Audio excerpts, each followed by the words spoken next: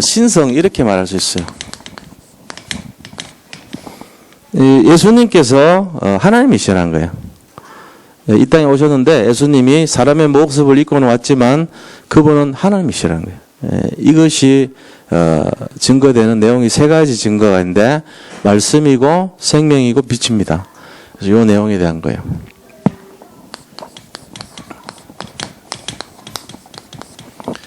자, 우리가 이번 주 우리 강단을 조금 다시 한번 살펴보면요. 서론적으로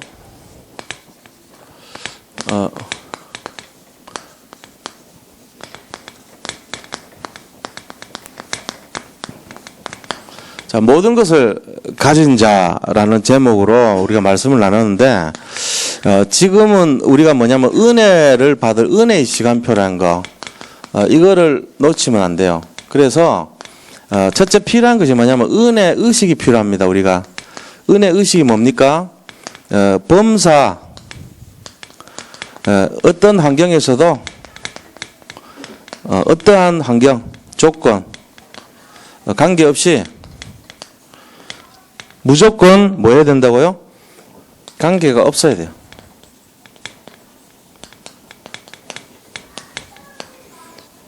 자, 은혜의 시간표다.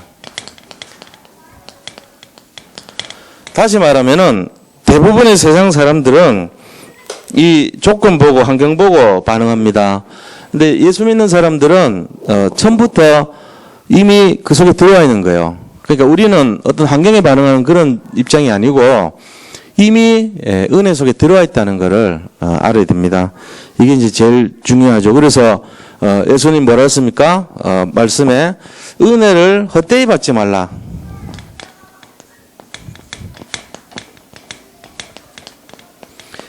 이 말은 아무런 목적 없이 은혜 받지 말라 그랬잖아요. 헛되이 받지 말라는 이 말은 목적 없이 다 목적이 있다는 거예요. 하나님께서 우리에게 이렇게 환경을 열어주실 때는 거기에 마찬가지 합당한 이유가 있기 때문에 목적을 갖고 있다는 거예요. 그거를 이제 발견하기 위해서 우리가 방향을 맞추라는 얘기죠. 이게 은혜 의식이에요. 그러면은 이 은혜 시간표는 두 가지 타입으로 우리한테 요구를 하는데 두 가지 은혜 자, 은혜의 시간표라는 거죠. 거시적인 시간표, 미시적인 시간표. 자, 이걸 한번 실제적으로 한번 생각을 해봐요. 우리에게 이미 우리는 자 보세요.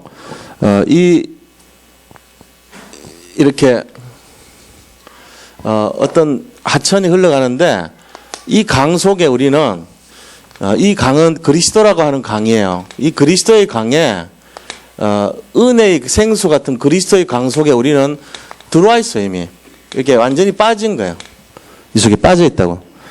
그러니까 우리가 지금 막 상황은 너무 힘들고 어렵지만 이걸 이제 전체적으로 나는 지금 어디 와 있냐, 내가 소속되어 있는 곳은 그리스도 안에 들어와 있다는 거예요.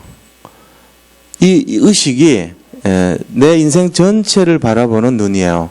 거시적인 은혜의 시간표란 말이에요. 나는 어디에 들어가 있습니까? 지금 내가 지금 어려움에 직면은 해 있지만 나는 근본적으로 은혜라고 하는 강 속에 들어가 있는 거예요. 내 주변은 온통 은혜로 둘러싸여 있어요. 그걸 아셔야 돼요. 근데 이걸 모르게 하는 게 누구죠? 이걸 순간순간 모르게 하는 게 사단입니다. 속여요. 너 희망 없지? 너 답답하지? 너 지금 힘들지? 이렇게 한다고. 그래서 그런 내용들을 이제 자꾸 가지고 자기 자신이 어디에 지금 들어가 있는지를 모르게 만들어 버려요. 그래서 속이는 거예요. 그래서 이 사실을 잘 이해를 하고 우리가 지금 어디에 들어와 있는가? 우리는 은혜 속에 들어와 있다는 거. 이거를 처음부터 끝까지를 완전히 이렇게 이해를 하셔야 돼요. 그 다음에 두 번째, 이게 더 중요한 내용이에요. 사건과 문제마다, 문제와 사건이 일어날 때마다 우리를 계속 공격합니다. 왜냐하면은 우리 자신들이 갖고 있는 신분 잊어버리게 하고 권세 놓치게 하고 우리의 정체성을 모르게 만들어요. 그렇게 해서 우리를 어려움 속에 자꾸 빠뜨리려고 합니다. 이게 이제 사단의 전략이 그렇잖아요. 그래서 미시라고 하는 것은 하루하루의 삶, 그 속에서 날마다 영적으로 싸우고 날마다 승리하고 날마다 이겨야 되는 이유예요. 이게 바로 은혜의 시간표라는 것이 그런 거란 말이에요. 그래서 내 인생 전체는 이미 은혜라는 강에 이렇게 들어와 있다. 그리고 그 순간순간 그 속에서도 사건 문제 속에서도 이미 은혜 속에 들어와 있다는 거예요. 은혜라고 하는 것은 바로 하나님이 우리에게 주시는 큰 이 하나님 품이라고 보면 돼요. 그게 은혜예요. 내가 그 속에 들어와 있는 거예요. 거기서 뭐 살든지 죽든지 먹든지 마시든지 우리는 이미 하나님의 은혜 속에 들어와 있는 자라는 거, 이거를 잘 갖고 있으라는 겁니다. 그래서 은혜 의식을 가져야 되고 은혜 시간표를 볼 줄 알아야 된다는 거예요. 자, 이렇게 했을 때 우리는 어떤 마음을 갖고 있냐? 모든 것을 가진 자가 되는 거예요. 이럴 때 모든 것을 가진 자가 됩니다. 이걸 이제 잘 이해하셔야 되죠.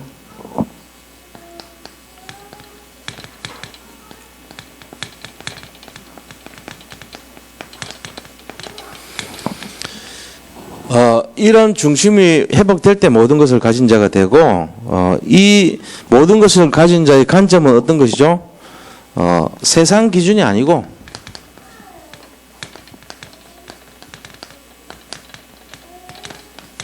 하나님의 기준입니다. 그러니까 세상 기준에서 하나님 기준 가질 때 우리는 모든 것을 가졌다는 것을 발견할 수 있다는 거죠. 그래서 이 관점에서부터 시작해서 우리가 결론을 내린다면 우리가 어떻게 살아야 되겠는가 하는 부분이잖아요. 어떻게 살아야 됩니까?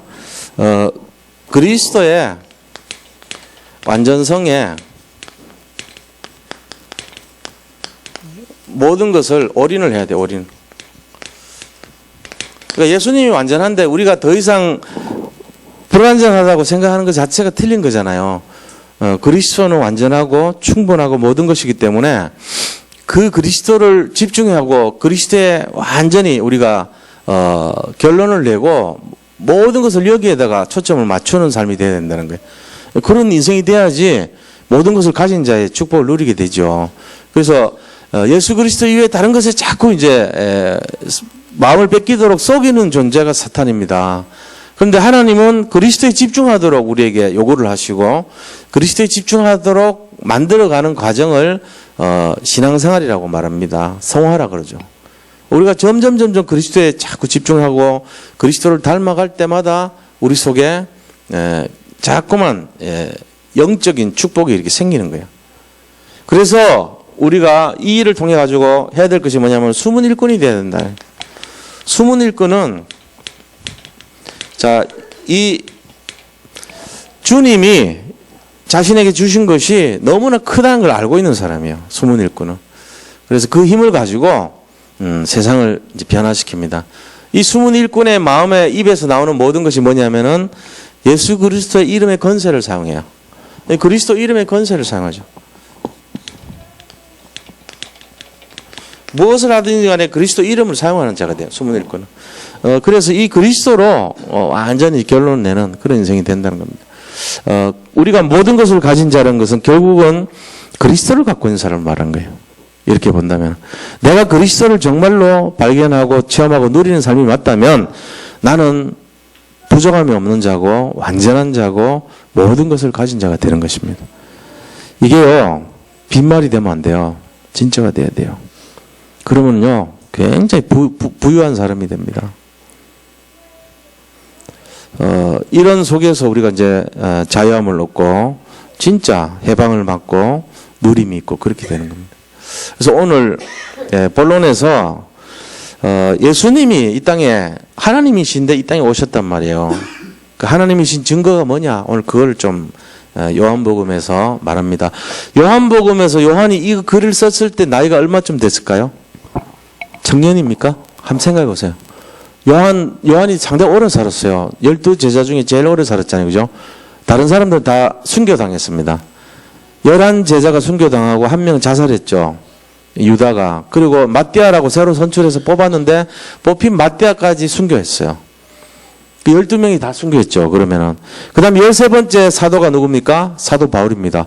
바울도 순교했습니다. 사도, 원래 14명이죠. 그러면 사도는. 사도 뜻이 뭐냐면은 예수님하고 같이 동행했던 목사, 이게 사도예요. 사도 정의가. 다 목사인데, 제자인데, 그 중에 목사급 제자입니까? 이 목사인데, 예수님 얼굴 직접 보고, 예수님과 같이 밥 먹고, 예수님과 함께 돌아다녔던 제자를 사도라 그래요.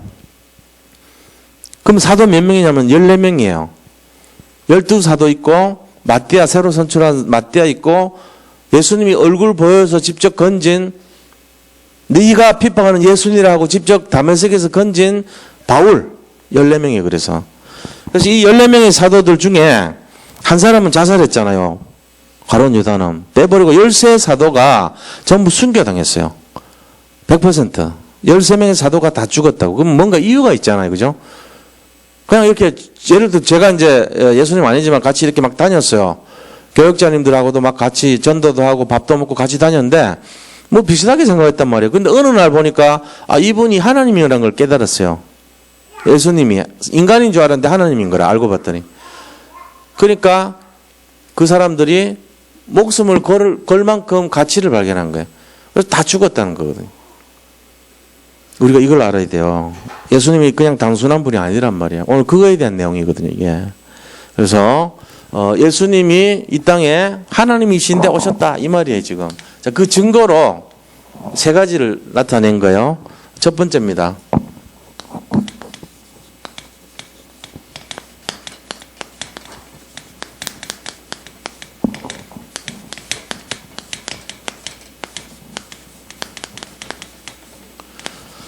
자, 말씀이신 그리스도입니다.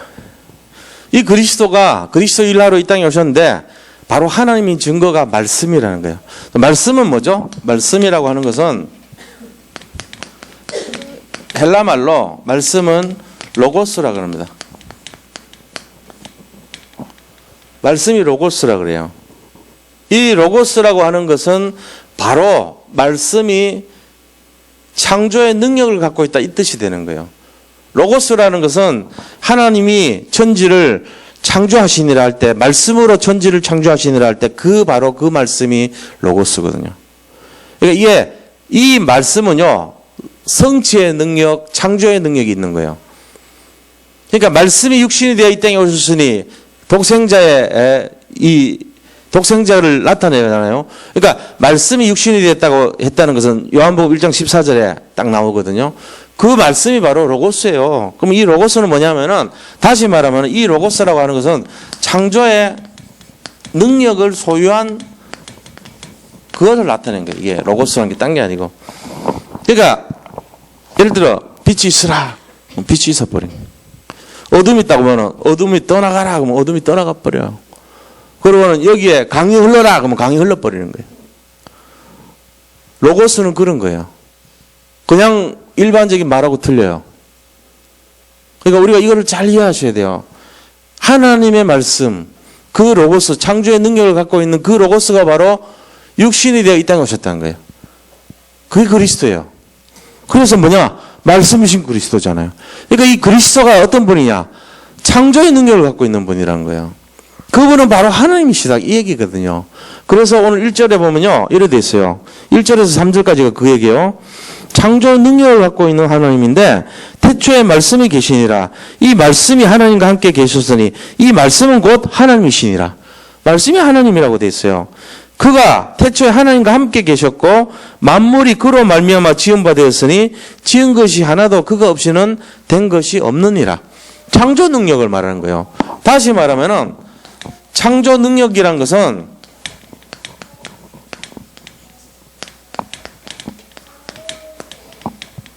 이 그리스도를 말하는 거거든요. 그리스도는 바로 창조 능력을 갖고 있는 말씀인데 창조의 능력을 가진 그리스도는 뭐냐? 결론이 참 하나님이시란 거예요. 이게 요한복음 1장 1절에서 3절이 말하고 있는 내용들이에요. 말씀으로 천지를 창조했는데 그가 말씀으로 짓지 않은 게 하나도 없다 그런 거예요. 모든 창조된 거는 전부 말씀으로 지어졌다. 근데 그 말씀이 누구냐? 바로 그리스도라는 거예요. 이거 그리스도는 누구냐? 창조의 능력을 가진 참 하나님이시라는 거예요. 이게 믿어지십니까? 이게 믿어지면요, 끝난 거예요, 사실은. 이게 믿어진다면은, 아, 내가 믿고 있는 그 그리스도가 내 속에 지금 있단 말이에요.